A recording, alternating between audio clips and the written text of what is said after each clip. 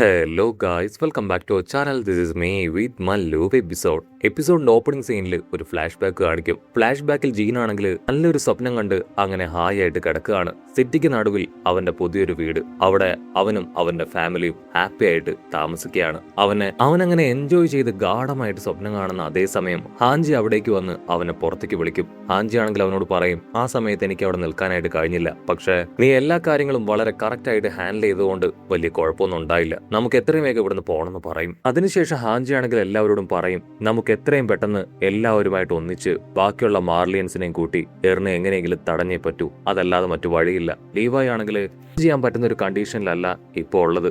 ഇവിടെ പിക്കാസയാണെങ്കിൽ തീർച്ചയായിട്ടും ഞാൻ നിങ്ങളോടൊപ്പം ഉണ്ടെന്ന് പറയും. അങ്ങനെ അവരെല്ലാവരും ഒറ്റക്കെട്ടായ ഒരു ടീമായിട്ട് നിൽക്കും. പക്ഷെ ജീനിനാണെങ്കിൽ ഒരുപാട് സംശയം. ഫൗണ്ടൈൻ ടൈറ്റൻ പവർ അത് ഉള്ളത് കൊണ്ട് തന്നെ അവന് 4 വർഷം മാത്രമേ ജീവിക്കാനായിട്ട് കഴിയൂ. ഇപ്പം നമ്മൾ എറിനെ തടഞ്ഞു കഴിഞ്ഞാൽ വീണ്ടും എറിന്റെ മരണശേഷം ബാക്കിയുള്ള രാജ്യങ്ങളിലെ ആളുകൾ നമ്മൾ ആക്രമിക്കില്ലേന്ന് ചോദിക്കും. അതിന് കണ്ണാടിപ്പെണ്ണ് പറയും, അങ്ങനെയൊക്കെ സംഭവിച്ചാലും ഇത്രയും ജനങ്ങളെ കൊന്നു കളയാനായിട്ട് നമുക്ക് എങ്ങനെ അനുവദിക്കാനായിട്ട് കഴിയും? അതൊരിക്കലും നടക്കാനായിട്ട് പാടില്ലാത്ത കാര്യമാണ്. പാരഡൈസ് ഐലാൻഡിലെ ജനങ്ങൾ ഒഴിച്ച് ബാക്കിയുള്ള എല്ലാവരെയും കൊല്ലാനാണ് അവൻ പ്ലാൻ ചെയ്തിരിക്കുന്നത്. അത് നിങ്ങൾക്ക് സമ്മതിച്ചു കൊടുക്കാൻ കഴിയുമെന്ന് ചോദിച്ച് അവരാണെങ്കിൽ പരസ്പരം ഒരുപാട് നേരം ആർഗ്യുമെന്റ് നടത്തും. അവൾക്കാണെങ്കിൽ അവളുടെ ചുറ്റും മരിച്ചുപോയ ഒരുപാട് പേര് അവളെ തന്നെ നോക്കി നിൽക്കുന്നത് പോലെ തോന്നുകയാണ്.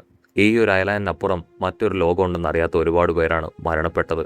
അവളുടെ ആർഗ്യുമെന്റ്സിനൊടുവിൽ ജീനാണെങ്കിൽ അനുകൂലിക്കും. അങ്ങനെ അവരെല്ലാവരും എറിനെ എതിർക്കാനായിട്ട് ഒറ്റക്കെട്ടായിട്ട് നിൽക്കും. അങ്ങനെ സീൻ കട്ട് ചെയ്താ ഇപ്പൊ പ്രസന്റ് കാണിക്കും. കണ്ണാടിപ്പെണ്ണ് ഹാൻജി ആണെങ്കിൽ എല്ലാവർക്കും കഴിക്കാനുള്ള ഫുഡ് അതാ ഫോറസ്റ്റ് വെച്ച് ഉണ്ടാക്കുകയാണ്. ഇവിടെ മകത്താണെങ്കിൽ ഇപ്പൊ നമ്മുടെ ആൾക്കാരോട് ചോദിക്കും, നിങ്ങൾക്ക് എങ്ങനെ പെട്ടെന്ന് നിങ്ങളുടെ ഫ്രണ്ട് എറിനേകറിനെ വിട്ട് ഞങ്ങളുടെ അടുത്തേക്ക് വരാനായിട്ട് തോന്നി? എന്തുകൊണ്ടാണ് പരസ്പരം തമ്മിൽ ഫൈറ്റ് ചെയ്തുകൊണ്ടിരുന്ന നമ്മളെല്ലാവരും ഒരുമിച്ച് നിൽക്കാമെന്ന് നിങ്ങൾ തീരുമാനിച്ചത്? അതിന് ഹാൻജി ആണെങ്കിൽ ക്യാഷ്വലായിട്ട് മറുപടി പറയും, അതിനുള്ള മറുപടി ഞാൻ നിങ്ങൾക്ക് തരാം. മറ്റുള്ളവരെല്ലാവരും മരിച്ചു പോകുന്നത് ഇവർക്ക് സഹിക്കുന്ന കാര്യമല്ല. നിരപരാധികളായിട്ടുള്ള ഒരുപാട് ജനങ്ങൾ യാതൊരു തെറ്റും ചെയ്യാതെ അവർ മരണത്തിലേക്ക് നീങ്ങുന്നത് അവർക്ക് സഹിക്കാൻ പറ്റില്ല. അതുകൊണ്ട് മാത്രമാണ് അവർ നമ്മളെ സപ്പോർട്ട് ചെയ്യാൻ ഇവിടേക്ക് വന്നത്, അല്ലാതെ നിങ്ങളെപ്പോലെ സ്വാർത്ഥ ചിന്താഗതിയുമായിട്ടല്ല. ഭഗത്താണെങ്കിൽ അപ്പോഴും പറയും, നിങ്ങൾ എല്ലാവരും ഡെവിൾസ് ആണ്. ഞങ്ങൾ കരുതിയതുപോലെ തന്നെ പാരഡൈസ് ഐലാൻഡ് ആണ് ഈ ലോകത്ത് നശിപ്പിക്കാൻ പോകുന്നതെന്ന് ഞങ്ങൾ വിശ്വസിച്ചു. അതുപോലെ തന്നെയാണ് ഇപ്പൊ സംഭവിക്കുന്നതെന്ന് പറയും. ജീനാണെങ്കിൽ ദേഷ്യപ്പെടും, പാരഡൈസ് ഐലാൻഡ് എന്താണെന്നും ഏതാണെന്നും അറിയാതെ ഞങ്ങൾ ആക്രമിച്ചത് നിങ്ങളാണ്.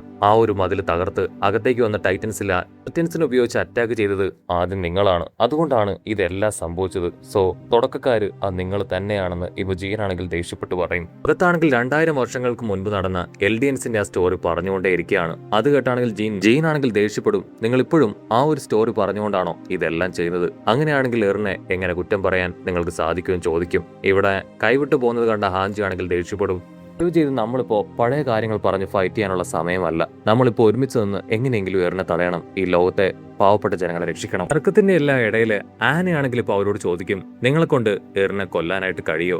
അത് കേട്ട് മിക്കാസ പറയും, എറിനെ കൊന്ന് ഈ ഒരു പ്രോബ്ലം സോൾവ് ചെയ്യാൻ ആരും നോക്കേണ്ട ആവശ്യമില്ല, അതല്ലാതെ മറ്റെന്തെങ്കിലും മാർഗം നമ്മൾ അവലംബിച്ചേ പറ്റൂ. അത് കേട്ട് ബാക്കിയുള്ളവരാണെങ്കിൽ അവളെ കുറ്റപ്പെടുത്തും, അവൻ എവിടെയെങ്കിലും പൂട്ടിവെച്ചാ അവിടെ അടങ്ങിയിരിക്കുമെന്ന് നിനക്ക് തോന്നുന്നുണ്ടോ? അതിന് നമ്മളെ കൊണ്ട് കഴിയുമെന്ന് നീ വിശ്വസിക്കുന്നുണ്ടോ? ആണെങ്കിൽ തീർത്ത് പറയും, ഞങ്ങൾക്ക് എങ്ങനെയെങ്കിലും എറിനോട് സംസാരിക്കണം, അവനെ സംസാരിച്ച് കൺവിൻസ് ചെയ്യണം. അതിന് ഓപ്പോസിറ്റ് ഉള്ളവർ പറയും, അവനെ പറഞ്ഞ് കൺവിൻസ് ചെയ്യാൻ കഴിയുമെന്ന് നിങ്ങൾക്ക് തോന്നുന്നുണ്ടോ? ഇൻ കേസ് നിങ്ങൾ പറയുന്ന കാര്യങ്ങളൊന്നും കേൾക്കാതെ അവൻ മുൻപോട്ടേക്ക് പോയാൽ നമ്മൾ എന്ത് ചെയ്യും? എനിക്ക് ഇത് വർക്കൗട്ട് ആവും തോന്നുന്നില്ല. ഞങ്ങൾ ഇവിടേക്ക് വന്നത് എങ്ങനെയെങ്കിലും ആ എറിനെ അവനെ തകർക്കാൻ വേണ്ടിയാണ്. സോ മിക്കാസ, നീയാണ് ഇതിന് മറുപടി പറയേണ്ടത്. മിക്കാസ ആണെങ്കിൽ ടെൻഷനായി കത്തിയെടുക്കും. അത് കണ്ട ആനയാണെങ്കിൽ അവളുടെ കൈ മുറിച്ച് ടൈറ്റനായി മാറാൻ തയ്യാറാവുകയാണ്. ഹാൻജിക്കാണെങ്കിൽ എന്ത് ചെയ്യണമെന്ന് അറിയില്ല. ആനയാണെങ്കിൽ അവളോട് പറയും, എനിക്ക് ആർലിയനായിട്ടുള്ള എന്റെ പപ്പയെ പ്രൊട്ടക്ട് ചെയ്യുക എന്നത് മാത്രമാണ് പ്രധാനം. നിന്നെ കൊണ്ട് അവനോട് സംസാരിച്ച് അത് കൺവിൻസ് ചെയ്ത് ചെയ്യിപ്പിക്കാൻ കഴിയുകയാണെങ്കിൽ എനിക്ക് യാതൊരു കുഴപ്പമില്ല. ഇപ്പൊ ഫൈറ്റ് ചെയ്യേണ്ട ആവശ്യമുണ്ടെന്ന് എനിക്ക് തോന്നുന്നില്ല. അവളാണെങ്കിൽ അതിനെ ഓക്കെ പറഞ്ഞ് ഇപ്പൊ എല്ലാവരും ഫുഡ് കഴിക്കുകയാണ്. അവർക്കാണെങ്കിൽ നൈറ്റ് ആവുമ്പോ പോർട്ടിലേക്ക് പോകണം. കിയോമി അവളുടെ ഫ്ലൈയിങ് ബോട്ട് അത് അവിടെയാണ് നിർത്തിയിരിക്കുന്നത്. അതുപയോഗിച്ച് ഇപ്പൊ നമ്മുടെ ആൾക്കാർക്ക് അവിടേക്ക് പോകാനായിട്ട് കഴിയും. ഇവിടെ എലനയാണെങ്കിൽ ഈ കാര്യങ്ങളെല്ലാം കേട്ട് മൗനമായിട്ടിരിക്കുകയാണ്. അപ്പോഴായിരിക്കും ഒരു വമ്പൻ ട്വിസ്റ്റ്. എലന അവളൊരു എൽഡിയൻ അല്ല, മറിച്ച് മാർലിയനാണ്. കാട്ടൈറ്റനാണെങ്കിൽ അവളുടെ അടുത്തേക്ക് വരും. ഓൾറെഡി എന്റെ പാസ്റ്റ് ഒക്കെ ഞാൻ മനസ്സിലാക്കി കഴിഞ്ഞുവെന്ന് ഇപ്പോ അത് അവളോട് പറയും.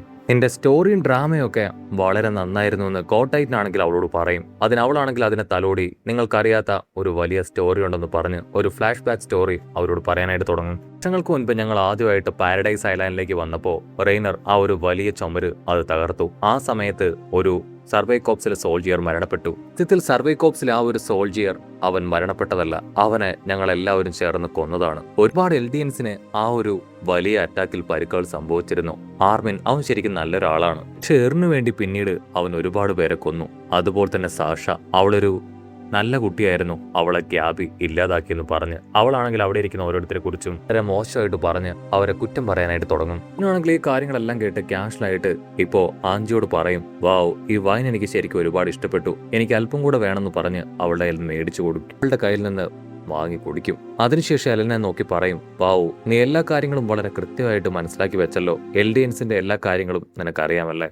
നീ ഇത്രയൊക്കെ പറഞ്ഞ സ്ഥിതിക്ക് നിന്റെ ഒരു നല്ല സുഹൃത്തിനെ നീ കൊന്നുകളഞ്ഞ കാര്യം കൂടെ എന്തുകൊണ്ട് നീ പറയുന്നില്ല ചോദിക്കും. അത് കേട്ട് അവള് പറയും, ഓ, അത് പറഞ്ഞപ്പോഴാണ് ഞാൻ മറ്റൊരു കാര്യം പറയാൻ മറന്നുപോയത്. നിങ്ങളുടെ ഒരു പഴയ സുഹൃത്തുണ്ടായിരുന്നല്ലോ, മാർക്കോ, അവൻ എങ്ങനെയാണ് മരിച്ചതെന്ന് നിങ്ങൾക്ക് അറിയുമെന്ന് ചോദിക്കും. അത് കേട്ട് ജെയിൻ സൈലന്റ് ആവും. ഇവിടെ ആനി ആണെങ്കിൽ തല താഴ്ത്തി ഇപ്പോ നടന്നൊക്കെ ഏറ്റു പറയുകയാണ്. തന്റെ മാനുവൽ ഗിയർ അത് അടിച്ചു മാറ്റി ടൈറ്റന്റെ മുൻപിലേക്ക് അവൻ ഇട്ടുകൊടുത്തത് ഞാനാണെന്ന് ആനി പറയും. ഉടനെ റെയ്നർ ആണെങ്കിൽ അവൾ മാത്രമല്ല ഞാനും ബെർണോൾഡും രഹസ്യമായി പറയുന്ന കാര്യങ്ങൾ അവൻ കേട്ടു. സോ നിങ്ങളുടെ മുൻപിൽ അപ്പോൾ അതല്ലാതെ മറ്റൊരു വഴി ഉണ്ടായിരുന്നില്ല. അതുകൊണ്ടാണ് ആനിക്ക് ഞാൻ അപ്രകാരം ഒരു നിർദ്ദേശം കൊടുത്ത് അവളെ കൊണ്ട് അത് ഞാൻ ചെയ്യിപ്പിച്ചത്. ഞാൻ അവനെ അമർത്തി പിടിച്ചു. ആ സമയം ആനിയോട് അവന്റെ 3D ഗിയർ മാനുവൽ എടുക്കാനായിട്ട് ഞാൻ ആവശ്യപ്പെട്ടു. അവൾ ആദ്യം അതിന് തയ്യാറായില്ല. പിന്നീട് ഞാൻ നിർബന്ധിച്ചപ്പോൾ അവൾ അതിന് തയ്യാറായി. ആ സമയം ടൈറ്റൻ അവിടേക്ക് വന്നപ്പോൾ ഈ ഗിയർ ഇല്ലാത്തതുകൊണ്ട് തന്നെ അവന് രക്ഷപ്പെടാൻ സാധിക്കാതെ വന്ന് ആ ടൈറ്റൻ അവനെ കൊന്നുകളഞ്ഞു. ഇന്നാണെങ്കിൽ ആ കാര്യങ്ങളെല്ലാം കേട്ട് ഒരുപാട് ദേഷ്യം തോന്നും. എലനെയാണെങ്കിൽ വീണ്ടും അവരെ പരിഹസിക്കുകയാണ്. ഇതുപോലുള്ള കാര്യത്തിന് വേണ്ടിയാണ് നമ്മൾ പരസ്പരം ഫൈറ്റ് ചെയ്തത്. ഇപ്പോ നമ്മൾ തന്നെ അതുപോലുള്ള കാര്യങ്ങൾ പരസ്പരം പറഞ്ഞ് ക്യാമ്പ് ഫയറിന്റെ മുൻപിലിരുന്ന് ക്യാഷ്വലായിട്ട് ഇതൊക്കെ കേൾക്കുകയാണെന്ന് പറഞ്ഞിരിക്കും. ഇന്നറാണെങ്കിൽ അത് കേട്ട് പറയും, മാർക്കോ എന്റെ കൺമുമ്പിൽ വെച്ചാണ് ആ ഒരു ടൈറ്റൻ കൊന്നത്. അതുകൊണ്ട് കലിയിളകിയ ഞാനാണെങ്കിൽ എന്തിനാണ് മാർക്കോയെ ടൈറ്റൻ കൊന്നതെന്ന് പറഞ്ഞ് ഞാൻ വളരെ ക്രൂരമായിട്ട് ആ ടൈറ്റനെ കൊന്നുകളഞ്ഞു. ഹാൻജിക്കാണെങ്കിൽ ഒന്നും മനസ്സിലാവില്ല, അവൾ ഷോക്കാവും. ഇതിനാണെങ്കിൽ ഈ കാര്യങ്ങളെല്ലാം കേട്ടതിന് ശേഷം ടെററായിട്ട് ഇപ്പൊ അവനെ നോക്കും. അപ്പൊ നിനക്ക് അവനെ കൊന്നതിന് ശേഷം കുറ്റബോധം തോന്നിയല്ലേ? റെയ്നർ ആണെങ്കിൽ തല താഴ്ത്തും, നിങ്ങൾക്ക് എന്നെ എന്ത് വേണമെങ്കിലും ചെയ്യാം, എനിക്ക് അതിൽ ഇപ്പോഴും കുറ്റബോധം ഉണ്ടെന്ന് പറയും. ജീനാണെങ്കിൽ ചാടി വന്ന് അവന്റെ ദേഹത്തേക്ക് ചാടിക്കയറി അവന്റെ മുഖത്ത് അറഞ്ച പുറഞ്ഞ് പഞ്ച് ചെയ്യാണ്. ആ ഒരു പഞ്ചില് അവന്റെ പല്ലങ്ങനെ തകർന്ന് മുഖം തകർന്ന് താഴേക്ക് വീഴും. അവരുടെ ചുറ്റുമുള്ളവർക്കാണെങ്കിൽ എന്താ പറയണ്ടേ എന്താ ചെയ്യേണ്ടതെന്ന് അറിയില്ല. ജീൻ അപ്രകാരം പ്രതികരിക്കുമെന്ന് അവർ കരുതിയതല്ല. കാര്യങ്ങൾ കൈവിട്ടു പോവുകയാണെന്ന് മനസ്സിലാക്കിയ ആർമിനും കോണിയാണെങ്കിൽ അവനെ പിടിച്ചു മാറ്റും. ജീനാണെങ്കിൽ ദേഷ്യപ്പെട്ട് എന്നെ വിട്, എനിക്ക് അവനെ കൊല്ലണമെന്ന് പറഞ്ഞ് ഞട്ടിക്കും. ആ സമയം ഗ്യാബി ആണെങ്കിൽ അതിന്റെ ഇടയിൽ കയറി നിൽക്കും. ഒരു വലിയ പഞ്ച് അത് അവളുടെ ദേഹത്തായിരിക്കും കൊള്ളുക. റെയ്നർ ആണെങ്കിൽ ഇപ്പൊ അവന്റെ കാലിൽ വീണ് മാപ്പ് ചോദിക്കുകയാണ്. ദയവ് ചെയ്ത് ഞങ്ങളോട് ക്ഷമിക്കണം, മാർലിയൻസിനെ ഇംപ്രസ് ചെയ്യാനാണ് ഞങ്ങൾ ഇതെല്ലാം ചെയ്തത്. ഈ ഒരു ഐലാൻഡിലുള്ള എല്ലാവരും ഫുൾസ് ആണെന്ന് ഞങ്ങൾ കരുതി ഇപ്രകാരം ഒരുപാട് തെറ്റുകൾ ഞങ്ങൾ ചെയ്തു പോയി. ഇപ്പോ എന്റെ അച്ഛനമ്മയടക്കം ഒരുപാട് പേര് മരിക്കാൻ പോവുകയാണ്, ദയവ് ചെയ്ത് എന്നോട് ക്ഷമിക്കണം എന്ന് പറഞ്ഞ് അവൻ അവരുടെ മുമ്പിൽ കേഴും. ബോഡിയിൽ ഒരുപാട് പരുക്കുകൾ പറ്റിയിട്ടുണ്ട്. പക്ഷെ അവനാണെങ്കിൽ അതൊന്നും കാര്യമാക്കാതെ ഇപ്പൊ നമ്മുടെ ആൾക്കാരോട് കെഞ്ചും, ദയവ് ചെയ്ത് ഞങ്ങളെ സഹായിക്കണം, ഞങ്ങളുടെ ഫാമിലിയെ എന്ത് വില കൊടുത്തും പ്രൊട്ടക്ട് ചെയ്തേ പറ്റൂ, അതിനെ റംബ്ലിംഗ് അത് സ്റ്റോപ്പ് ചെയ്തേ പറ്റൂ എന്ന് പറഞ്ഞ് വീണ്ടും അവൻ യാചിക്കുകയാണ്.